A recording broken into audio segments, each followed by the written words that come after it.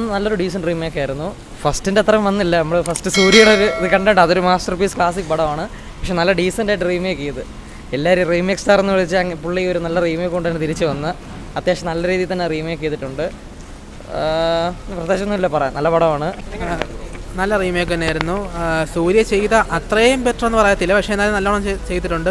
അക്ഷയ് കുമാർ പുള്ളിയുടെ മാക്സിമം ചെയ്യാൻ നോക്കിയിട്ടുണ്ട്. പിന്നെ സുധീര ഡയറക്ഷൻ ആയതുകൊണ്ട് തന്നെ അതേ കണക്ക് മേക്കിംഗ് ക്വാളിറ്റി എല്ലാം ഉണ്ടായിരുന്നു.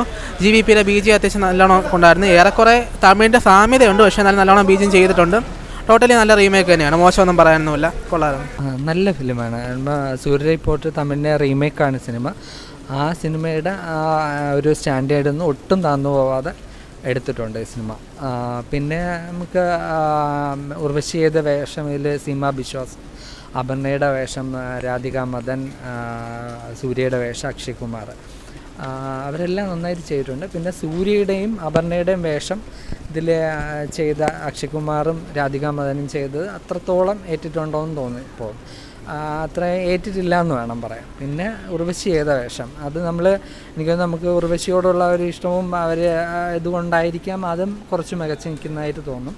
ഇതിൽ സീമ ബിശ്വാസ് വളരെ നന്നായിട്ട് ചെയ്തിട്ടുണ്ട്. സിനിമ ആ കഥയിൽ നിന്ന് അതിൽ സൗത്ത് ഇന്ത്യൻ പശ്ചാത്തലത്തിൽ പറയുന്നു, ഇതിനെ നോർത്ത് ഇന്ത്യയിലേക്ക് പറിച്ചു നട്ടു. ആ ഒരു വ്യത്യാസം മാത്രമേ ഉള്ളൂ.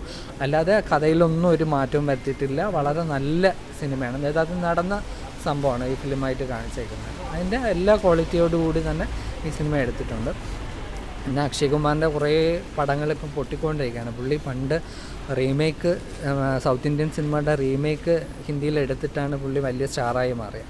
പിന്നെ ഇതിപ്പം OTTയുടെ കാലമൊക്കെ ആയതുകൊണ്ട് പിന്നെ ആളുകളെല്ലാം സൂര്യ റിപ്പോർട്ടിൻ്റെ ഇത് OTTയിലൊക്കെ കണ്ടിട്ടുണ്ടാവാം. അതുകൊണ്ട് തിയേറ്റർ റെസ്പോൺസ് എങ്ങനെ ഉണ്ടാവും എന്ന് അറിയാൻ പാടില്ല. എന്തായാലും അദ്ദേഹത്തിൻ്റെ ഒരു സൂപ്പർ ഹിറ്റായിട്ട് നോർത്ത് ഇന്ത്യയിൽ മാറട്ടെ എന്ന് ആശംസിക്കുന്നു. വേറൊന്നുമില്ല.